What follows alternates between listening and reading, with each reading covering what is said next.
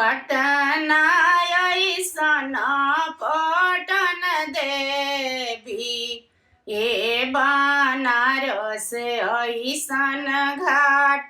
ए बनारस ऐसन घाट पूजन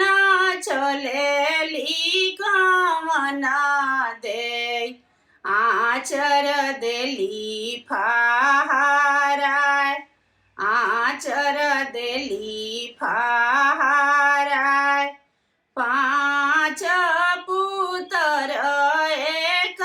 धियावा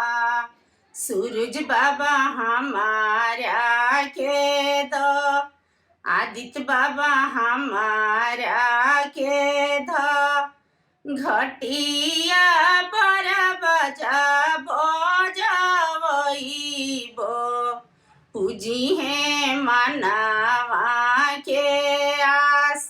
पूजी है मनावा के आस पटना ऐसन पटन देवी ए बनारस ऐसन घाट ए बनारस ऐसन घाट पूजन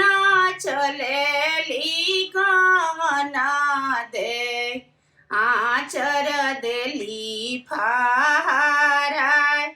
आचर देली फहाराय पाँच पुत्र एक धियावा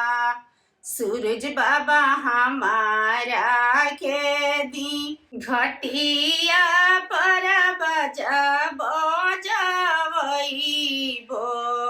पूजी है मनावा के आस